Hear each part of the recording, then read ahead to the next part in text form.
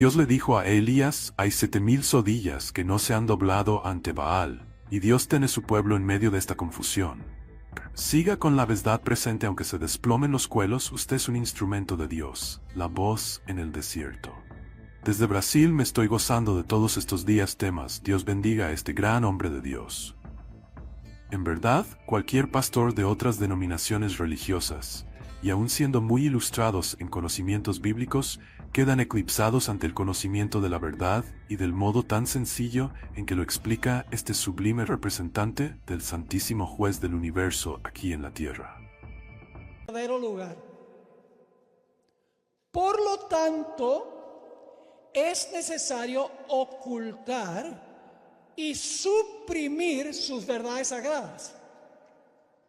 Es decir, para exaltar al hombre y echar a un lado a Dios, se necesita suprimir ¿qué? La luz de las Escrituras. Sigue diciendo, esta fue la lógica que adoptó la Iglesia romana. Por centenares de años fue prohibida la circulación de la Biblia. No se permitía a la gente que la leyese ni que la tuviese en sus casas. Y sacerdotes y prelados sin principios interpretaban las enseñanzas de ella para sostener sus pretensiones. ¿Cuál fue el primer método de Satanás? Prohibir la Biblia, que la gente no la tuviera, mantenerla en un idioma que la gente no podía entender. En el conflicto de los siglos 272, la hermana White escribió, con el pretexto de reverenciar las Escrituras, Roma las había mantenido bajo llave, en una lengua desconocida, y las había ocultado al pueblo. ¿Cuál fue el primer método de Satanás para que la gente tuviera corazones entenebrecidos? Prohibir la lectura de la Biblia y mantenerla en un idioma que la gente no podía entender. Por ejemplo, en el decreto del Concilio de Toulouse, en el año 1229, la Iglesia romana le dijo esto a la gente: también prohibimos que se les permita a los laicos poseer los libros del Antiguo y el Nuevo Testamento. Oficial, es una declaración oficial de la Iglesia romana. También prohibimos que se les permita a los laicos poseer los libros del Antiguo y Nuevo Testamento, pero por sobre todo prohibimos estrictamente que tengan una traducción de estos libros. Interesante. Prohibir la Biblia y mantenerla en un idioma que la gente no podía entender.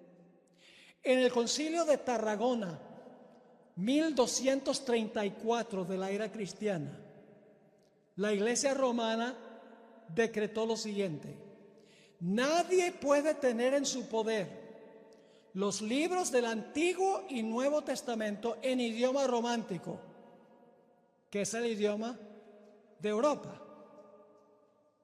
Sigue diciendo, y si alguien las tiene, está obligado a entregárselos al obispo local dentro de un periodo de 8 días después de la promulgación de este decreto para ser quemados. Son decretos oficiales de la Iglesia romana. Durante el tiempo del periodo de dominio papal, la gente no tenía acceso a la luz de la Biblia. Y por lo tanto andó en tinieblas. Llegaron a creer que lo que enseñaba la Iglesia, escuchen, esto es importante, que lo que enseñaba la Iglesia es lo que enseña la Biblia. Muy importante ese punto. Concluyeron, bueno, como la Iglesia, los eruditos de la Iglesia tienen la Biblia y ellos interpretan la Biblia de esta manera, pues eso debe ser lo que la Biblia enseña. Un punto muy importante para lo que vamos a estudiar a continuación. Imagínense los valdenses que vivían en el Piamonte, en el norte de Italia. escribían versículos de la Biblia en pedazos de papel. Y como eran comerciantes, cuando viajaban sacaban los papelitos con el versículo y se lo daban a la gente con quien estaban negociando. Así era el control que tenía la iglesia de la Sagrada Escritura, de la luz. Y por eso la gente andaba en tinieblas. Por eso Europa se corrompió, porque la gente creía que lo que enseñaba la iglesia es lo que enseña la Biblia, porque la iglesia era la única que podía leer e interpretar la Biblia. Así que el primer método de Satanás es prohibir el acceso a la Biblia. Pero ahora escuchen. ¿Cómo procura Satanás minar la confianza en la Biblia hoy en día? Hermanos y hermanas, vivimos en una época supuestamente educada y sofisticada. Satanás ya no puede prohibir acceso a la Biblia y por lo tanto procura convencer al mundo que la Biblia es un libro arcaico, pasado de moda y por lo tanto irrelevante e indigno de confianza en un mundo desarrollado. Lo que hizo prohibiendo la Biblia, ahora lo logra minando la confianza en lo que dice la Biblia. La hermana White escribió en El conflicto de los siglos, página 544, Satanás hace creer al mundo que la Biblia no es más que una ficción, o cuando mucho un libro apropiado para la infancia de la raza, del que se debe hacer poco caso ahora o ponerlo a un lado por anticuado. Ese es el segundo método de Satanás. Sí, no puedo prohibir que la gente tenga Biblias en su idioma, porque hay millones de Biblias en muchos diferentes idiomas. Así que Satanás dice, ya no la puedo prohibir, no la puedo mantener en un idioma que la gente no entiende, pero ahora lo que voy a hacer es minar la fe de la gente en la confiabilidad de la Biblia. Les voy a mostrar que no se puede confiar en la Biblia porque es un libro, como dice aquí, para la infancia de la raza, cuando la gente no era educada, cuando la gente era ignorante, que es una ficción y que es anticuado. ¿Ha tenido mucho éxito con el segundo método? Oh. Tal vez aún más éxito que lo que tuvo cuando prohibió la Biblia. ¿Cuál es el propósito de Satanás? Apagar la luz de la Biblia. Porque él sabe que la Biblia es lámpara a los pies y lumbrera al camino. Y hoy en día, aún teniendo montones de Biblias, el mundo sigue de mal en peor. Porque la gente ya no cree que la Biblia es confiable. Porque la macroevolución se ha adoptado como la teoría de los orígenes. Ahora escuchen bien. Ahora vamos a hablar de Roma a Egipto a Sodoma. Ese es el título de la próxima sección. De Roma a Egipto a Sodoma. Dicen, ¿qué es eso? Ya que la Biblia no se puede prohibir y Satanás lleva a cuestionar su autoridad y su relevancia, al final, ¿qué produce eso? Al final eso produce anarquía, como se vio en la Revolución Francesa. Escuchen bien. Durante 1260 años de supremacía papal en Europa, los dos testigos o candeleros, ¿qué es lo que da un candelero? Luz. ¿La Biblia da testimonio de Jesús? Los dos testigos de Apocalipsis 11 son el Antiguo y el Nuevo Testamento, la Sagrada Escritura. que dan testimonio de Jesús. Jesús dijo, estas son las que dan testimonio de mí. Y Juan dice que el Nuevo Testamento fue escrito para dar testimonio de Jesús. ¿Por qué dos testigos? Porque la Biblia tiene Antiguo y Nuevo Testamento. Ambos dan luz. Por eso la espada tiene dos filos. Son dos candeleros, dos testigos, una espada de dos filos. Así que durante los 1260 años de supremacía papal, los dos testigos o los candeleros, escuchen bien, hicieron su obra en silicio. En un momento vamos a leer el versículo. ¿Qué es el silicio? Es una tela profundamente negra. ¿De qué color es la oscuridad? Negra. Los dos testigos hicieron su obra en silicio, es decir, en las penumbras. La luz de los dos testigos titiló. El silicio es una tela de color negro, oscuro. Y durante este periodo se conoce como las edades oscuras. The Dark Ages. ¿Por qué se le conoce como las edades oscuras? Porque la luz de los testigos, la luz de la Biblia, titiló. No brilló en toda su gloria. Satanás no pudo completamente extinguir la luz, porque grupos como los valdenses, etcétera, pudieron compartirla, pero la Biblia testificó de luto. La iglesia apóstata la prohibió y la mantuvo en una lengua que la gente no podía leer. Por eso la gente andaba en tinieblas. La luz no se extinguió completamente, pero su luz fue opaca y titilante. Ahora escuchen. Hacia el final de las edades oscuras, del periodo de dominio papal, de los 1260 años, se levantó un poder del abismo que extinguió totalmente la luz de los dos testigos. La pequeña luz titilante de los dos testigos fue apagada también.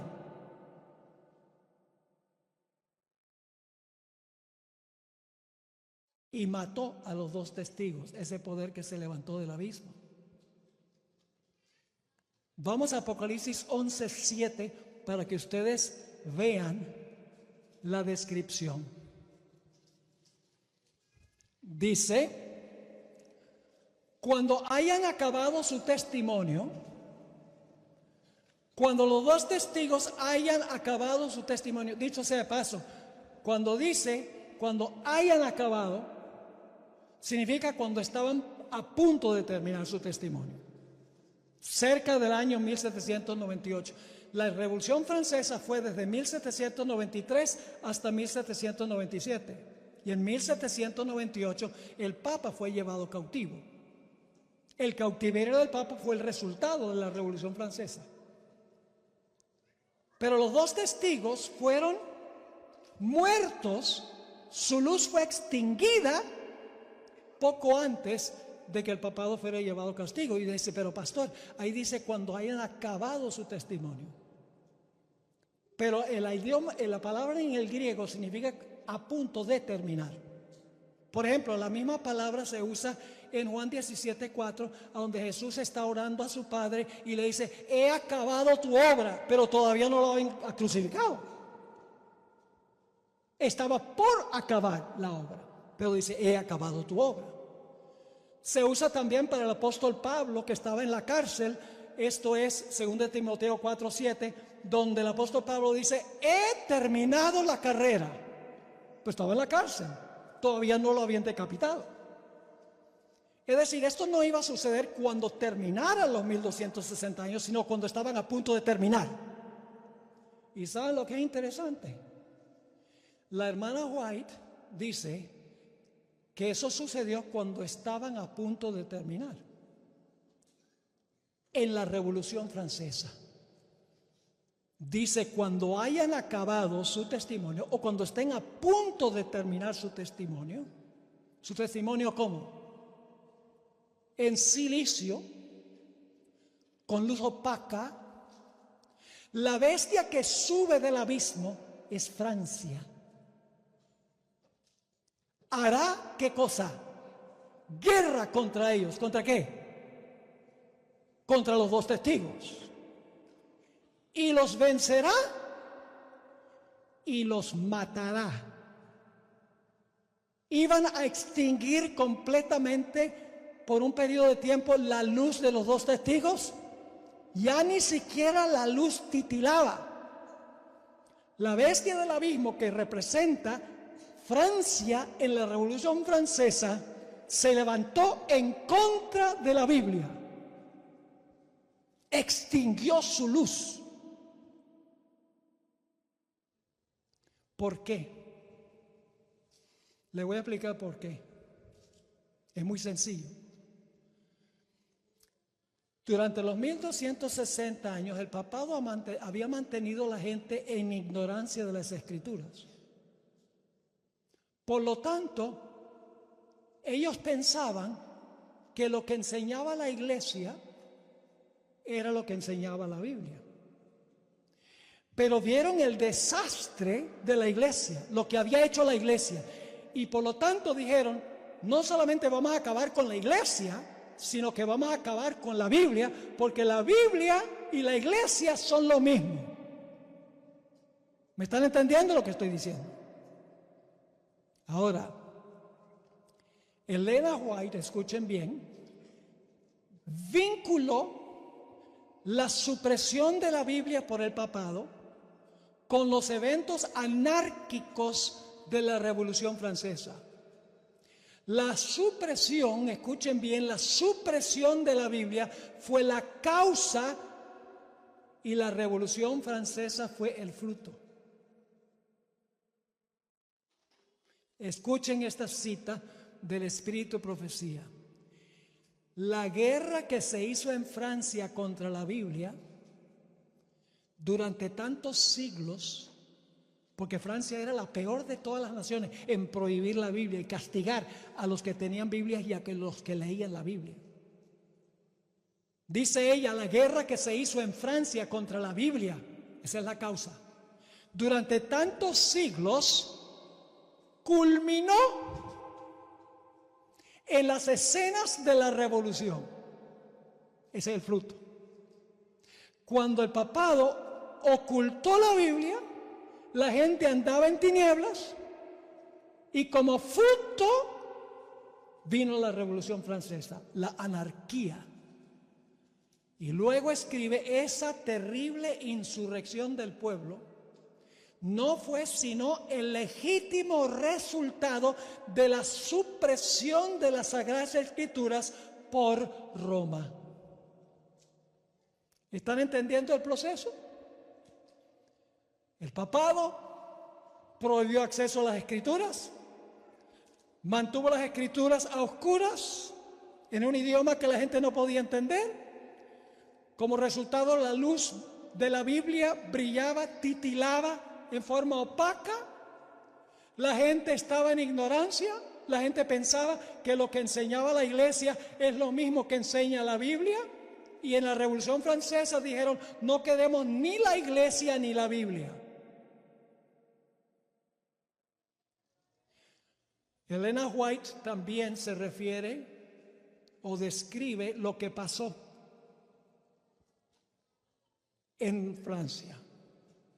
Noten Apocalipsis 11:8.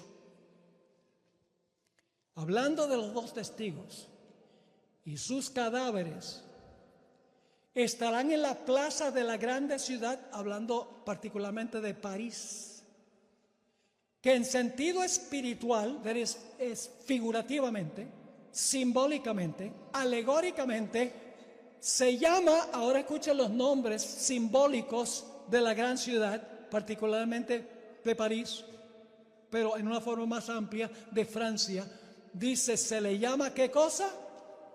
Sodoma y Egipto, donde también nuestro Señor fue crucificado. Y usted, pero pastor, Cristo no fue crucificado en Francia. Sí fue crucificado en Francia. No personalmente, estamos hablando simbólicamente aquí. Yo pregunto, ¿quién es la palabra de Dios? ¿Cuántos creen que Jesús es la palabra de Dios? ¿Cuántos creen que la Biblia es la palabra de Dios? ¿Cómo fue crucificado Jesús en Francia? Por el testimonio de la Biblia. ¿Están entendiendo o no? Estamos hablando simbólicamente. Cristo no murió en París, Cristo no murió en Francia, pero fue crucificado en Francia, porque el Antiguo Testamento y el Nuevo Testamento fueron muertos. Dicho sea de paso, ¿saben lo que representa el abismo? ¿Dónde queda el abismo? Abajo. ¿Saben que las direcciones del compás de Dios son el oriente y el norte? El oriente y el norte son los puntos de compás de Dios. ¿A dónde habita Dios? En el cielo, ese es el norte. ¿Verdad? ¿Es el norte? Claro que sí. En el Salmo 48, 1 y 2 dice que la ciudad de Jerusalén queda a los lados del norte. Lucifer quería ocupar el trono de Dios a los lados del norte. El norte es para arriba. El oriente es a la mano derecha, el occidente a la mano izquierda y el sur abajo. ¿Por qué es el oriente, son el oriente y el norte los puntos de compás de Dios? Porque en el oriente comienza la luz. ¿Y a dónde alcanza la luz su mayor intensidad? Directamente encima de la cabeza, en el norte. ¿Dónde comienzan las tinieblas? ¿Dónde se pone el sol? En el occidente. ¿A dónde alcanza la oscuridad su mayor intensidad? En el sur. Por eso la bestia esta, que representa a Francia, se levanta ¿de dónde? Del abismo, del lugar de las tinieblas, del lugar de la oscuridad. Y se le llama a Francia Sodoma y Egipto. Simbólicamente, diferentes versiones dicen figurativamente, simbólicamente, alegóricamente, es decir, no está hablando en idioma literal sino simbólico. Hay que ver qué simboliza Egipto y qué simboliza Sodoma. Conflicto en los siglos, página 273, nos explica por qué razón a Francia, cuando extinguió la luz de los dos testigos, se le denomina Egipto y Sodoma. Escribió esto: en conformidad con lo que dice el profeta, es decir, Apocalipsis, se iba a ver en aquel tiempo, poco antes del año 1798. Qué interesante. La hermana White no sabía griego, pero sabía que no era cuando terminaran su testimonio, cuando el papado fuera llevado cautivo, sino cuando estaban a punto de terminar. Poco antes del año 1798, un poder de origen y carácter satánicos se levantaría para hacer guerra contra la Biblia.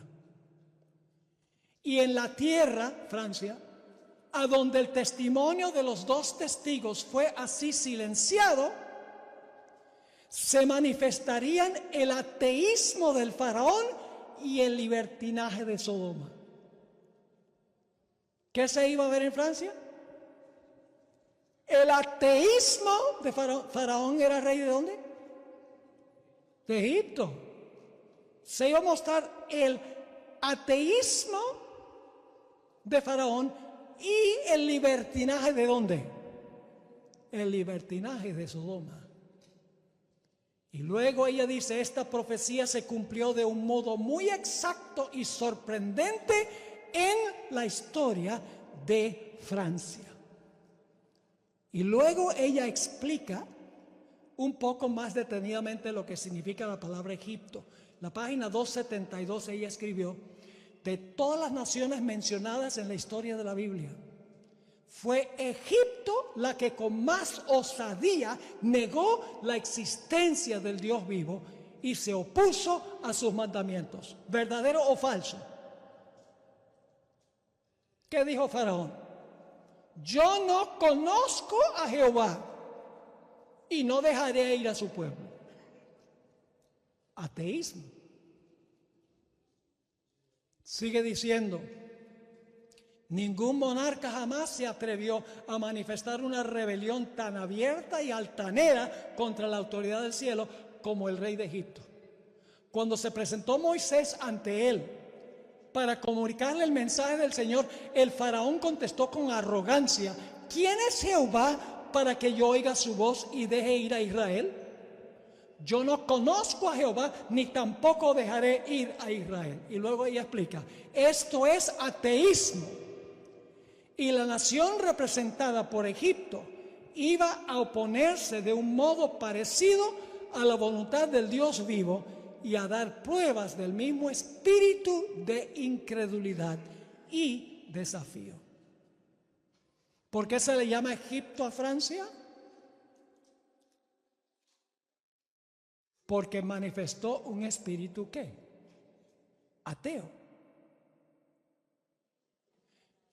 ¿Qué imagen de Dios dio el papado durante los 1260 años?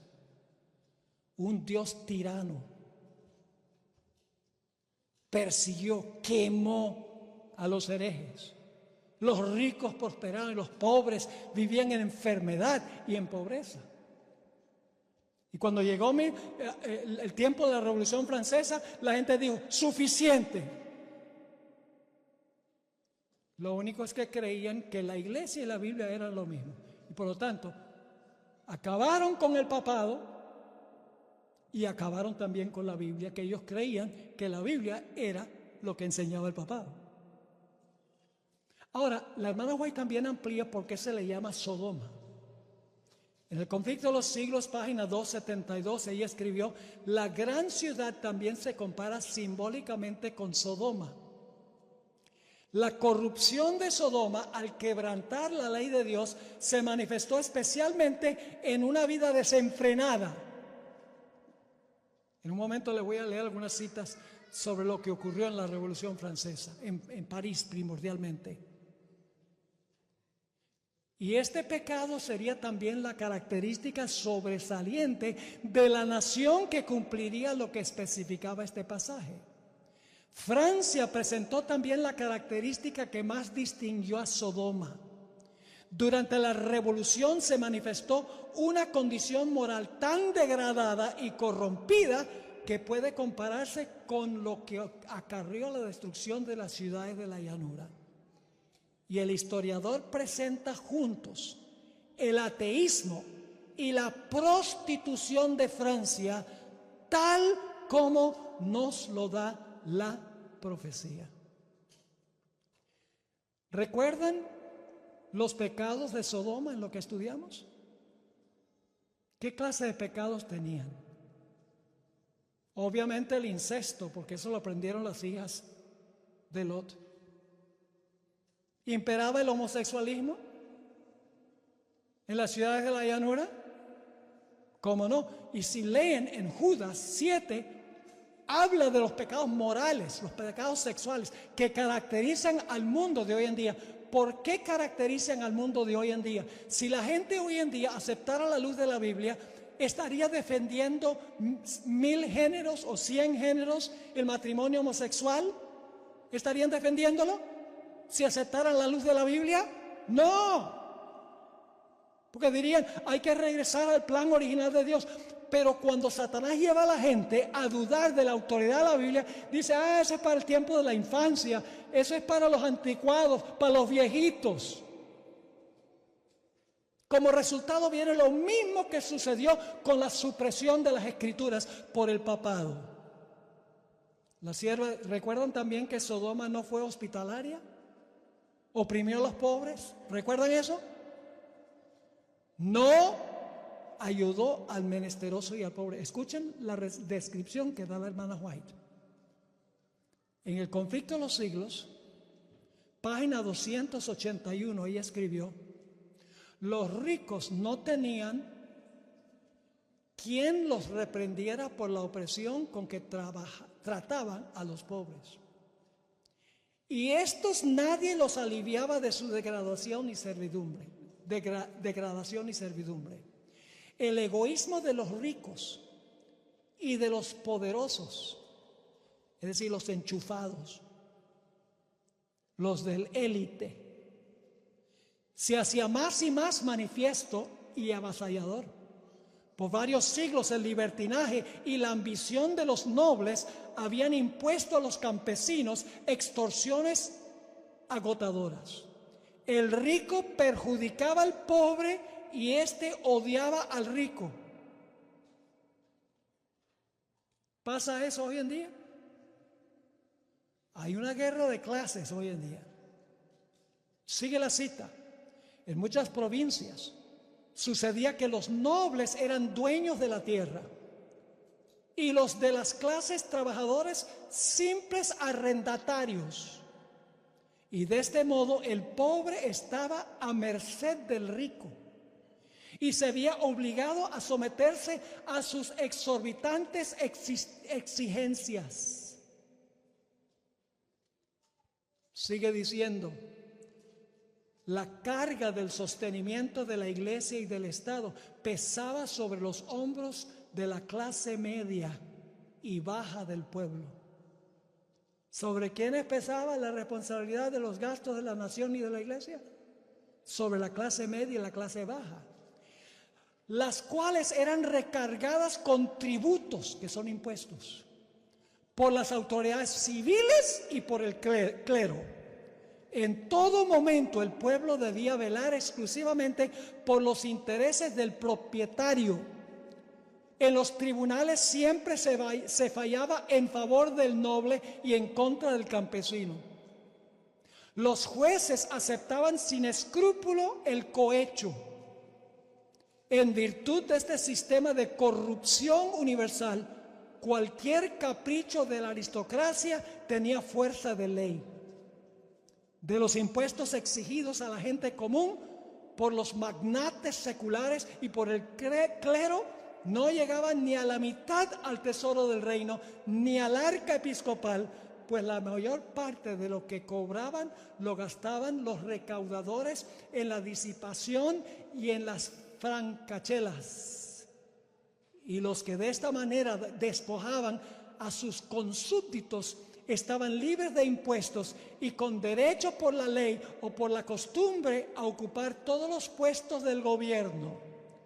La clase privilegiada estaba formada por 150,000 personas y para regalar a esta gente se condenaba a millones de seres a una vida de degradación irremediable.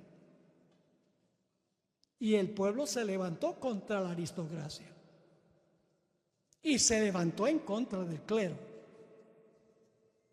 Y la guillotina en París fluyó libremente la sangre de los que habían oprimido al pueblo, tanto los magnates de la iglesia como los magnates del poder civil.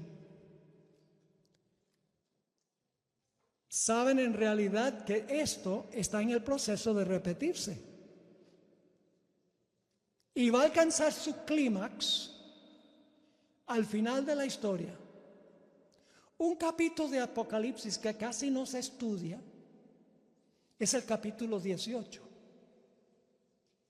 El capítulo 17 habla de la caída de la ramera, de la caída de las hijas de la ramera, de la caída de los reyes, del secamiento de las aguas que apoyan a la ramera. Pero el capítulo 18 dice que los comerciantes de la tierra se van a levantar en contra de Babilonia por haber oprimido a los de clase media y a los de clase baja. Eso fue lo que pasó. Y saben que el socialismo o el comunismo traza su origen a la Revolución Francesa. una reacción de los pobres en contra de los burgueses. No estoy diciendo que es correcto la reacción de la gente, porque la reacción está mala como la opresión. El rechazo de la Biblia y la inmoralidad libertina produjo como resultado la idolatría. Escuchen, aquí estamos en Romanos 1.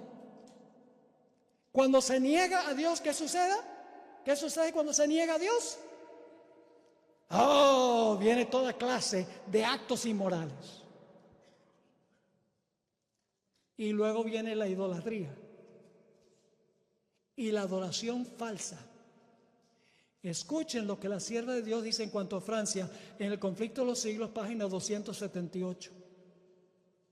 Al ser presentada la diosa de la razón en París, al ser presentada la diosa ante la convención, la tomó el orador de la mano y dirigiéndose a toda la asamblea dijo: mortales, cesad de temblar ante los truenos impotentes de un Dios que vuestros temores crearon. ¿Practicaron la idolatría en Francia? Entronizaron a la diosa de la razón. Y les dijo el jefe de la asamblea en Francia: cesad de temblar ante los truenos impotentes de un Dios que vuestros temores crearon. No reconozcáis de hoy en adelante otra divinidad que la razón. Falsa adoración, idolatría, por negar a Dios el Creador, vida inmoral. Eso es lo que sucede si se suprime la Biblia o si se mantiene en un idioma que la gente no entiende, o si la gente dice que la Biblia es anticuada, es para una época arcaica.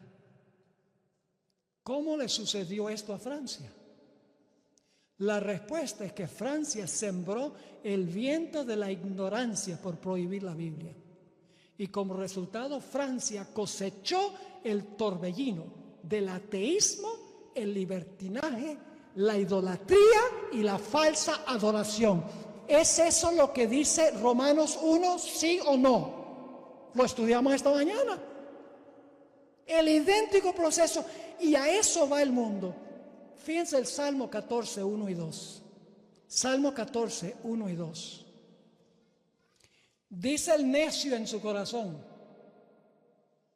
no hay Dios. ¿Y cuál es el fruto de eso? A veces leemos el versículo 1 y no leemos el versículo 2. Dice el necio en su corazón: no hay Dios. ¿Y luego qué dice? Se han corrompido. ¿Qué pasa cuando uno dice que no hay Dios? Viene la corrupción. No hay Dios. Se han corrompido. Hacen obras abominables. No hay quien haga el bien. Jehová miró desde los cielos sobre los hijos de los hombres para ver si había algún entendido que buscara a Dios. El resultado de decir que no hay Dios es la anarquía, la inmoralidad en la sociedad que estamos viendo hoy. Por eso las iglesias se están vaciando hoy en día. ¿Saben por qué? Las iglesias se están vaciando por el mal testimonio que dan los ministros. No estoy hablando de la iglesia adventista ahorita. ¿Qué enseñan los ministros? No estamos bajo la ley, sino bajo la gracia. No solo eso, sino que predican un evangelio de la prosperidad. Le piden a los pobres de la iglesia, contribuyen, y se compran unos jets que cuestan $50 millones. Viven en una mansión de millones de dólares. Manejan carros de lujo. Y entonces la gente dice, bueno, estos ministros supuestamente predican la Biblia. La Biblia es lo mismo que los ministros. Desechan la Biblia con la tergiversación de la Biblia. ¿Y cuál es el resultado? El resultado es la anarquía y la inmoralidad. Y finalmente la gente que no es cristiana dice, que vamos a creer en el mensaje de la Biblia. Mire cómo viven estos. Nuestro testimonio es vital. ¿Ustedes me están entendiendo lo que estoy diciendo? La sierva de Dios escribió esto. El romanismo había principiado la obra que el ateísmo se encargaba de completar. ¿El romanismo había qué? Principiado la obra que el ateísmo en Francia se encargaba de completar. A la política de Roma se debía la condición, escuchen, a la política romana se debía la condición social, política y religiosa que empujaba a Francia hacia la ruina. Esa página 279, en la página 283, ella escribió: el único Dios que el pueblo conocía era el de Roma. No conocían el Dios. ¿Por qué no conocían el Dios de la Biblia? Porque la Biblia estaba en un idioma que no podían leer. Porque la iglesia prohibía la Biblia. El único Dios que conocía la gente en Europa era el Dios que presentaba la iglesia. El único Dios que el pueblo conocía era el de Roma. Y la enseñanza de Roma, que no era bíblica, dicho sea de paso, era su única religión. Consideraban que la crueldad, escuchen, consideraban que la crueldad y la iniquidad de Roma eran el fruto legítimo de las enseñanzas de la Biblia y no querían nada de eso. ¡Wow! ¡Qué extraordinario! Hoy vivimos, hermanos y hermanas, en un mundo de grandes avances científicos y tecnológicos. Y como les mencioné, Satanás sabe que ya no le es posible prohibir la lectura de la Biblia ni mantenerla en un idioma desconocido. Por eso Satanás ha cambiado su estrategia. Su plan ahora es convencer a la gente que la Biblia no es digna de confianza, que tiene contradicciones, que presenta una cosmovisión anticuada y por lo tanto no tiene autoridad. La condición de la sociedad de hoy demuestra que la nueva estrategia de Satanás funciona tan bien como su vieja estrategia. Hay más de 250 versiones de la Biblia. Se ha traducido a 690 idiomas y dialectos y se vende más de 100 millones de ejemplares cada año.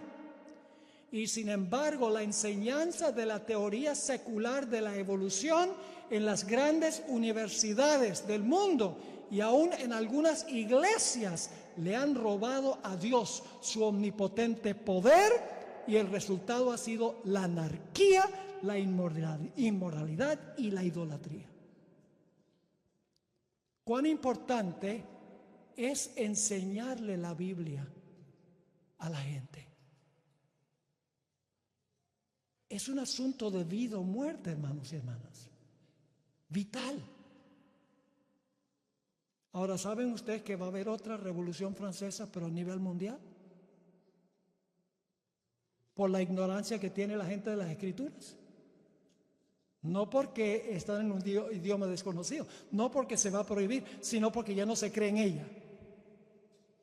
Escuchen esta cita de la sierva del Señor que se encuentra en el libro La Educación, página 206. La Educación, página 206. Al mismo tiempo, la anarquía busca echar a un lado toda ley. Hemos visto mucha anarquía en los Estados Unidos recientemente. ¿No se han fijado lo que ha sucedido en las grandes ciudades? Los saqueos de los almacenes. Los muertos cada fin de semana en Chicago, en Los Ángeles, otras ciudades. Prácticamente anarquía. Al mismo tiempo, la anarquía busca echar a un lado toda ley. No solo divina, sino también humana. La concentración de la riqueza y el poder. ¿Tenemos concentración de riqueza y poder hoy en día? Oh, ya. La concentración de la riqueza y el poder. Las vastas combinaciones para enriquecer a unos pocos a expensas de los muchos. La unión de las clases más bajas con el fin de defender sus intereses y derechos, que son los sindicatos laborales. El espíritu de intranquilidad, tumulto y derramamiento de sangre. La diseminación, ahora escuchen bien, la diseminación mundial de las mismas enseñanzas que produjeron la Revolución Francesa tienden a envolver al mundo entero en una lucha similar a la que convulsionó a Francia. Y luego concluye hablando a los jóvenes. Tales son las influencias que tienen que afrontar los jóvenes de hoy día. ¿Jóvenes se van a dejar llevar por la corriente? ¿O van a hacerle frente y nadar en contra de la corriente? Necesitamos más Sadrach, Mesach y Abednego. Necesitamos más Danieles. No que se vayan con el río, sino que naden en contra de la corriente, de la cultura actual. Una juventud que estudia la Biblia, que se conozca la Biblia y que pueda enseñarle a otros jóvenes la importancia de la luz entrar al corazón para que en el corazón no haya tinieblas. Así que dice, tales son las influencias que tienen que afrontar los jóvenes de hoy día. Para permanecer firmes en medio de tales tumultos, es necesario que echen ahora los cimientos del carácter. Yo acepto implícitamente el relato literal del libro de Génesis, lo cual constituye el fundamento de toda la teología adventista. Algunos me tildan de fundamentalista, literalista, porque creo en las palabras de la Biblia tal cual está escrita, sin vueltas. La hermana Guaya escribió en Mensajes Selectos, tomo 2, página 60, Satanás es un obrero astuto e introducirá falacias sutiles a fin de oscurecer y confundir la mente y desarraigar las doctrinas de la salvación. Aquellos que no aceptan la palabra de Dios tal cual está escrita, caerán en su trampa. Yo creo que hubo un huerto de Edén. Hubo dos personas llamadas Adán y Eva.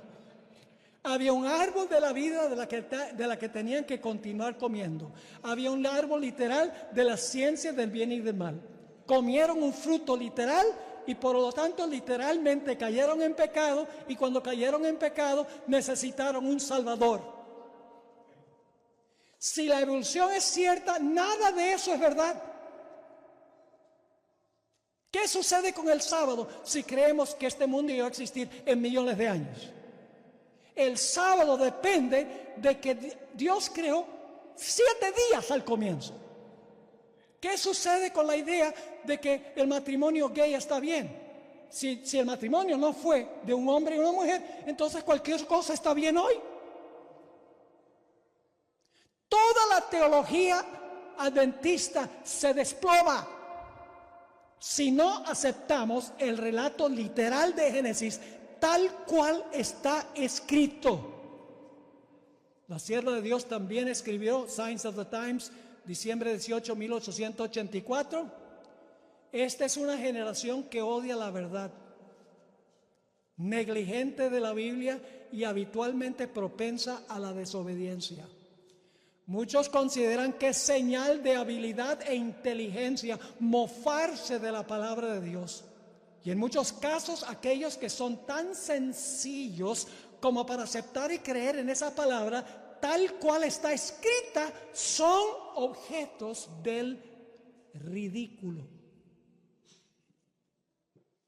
Y en una última cita que voy a leer, Primeros Escritos, página 96, No es necesario poner innumerables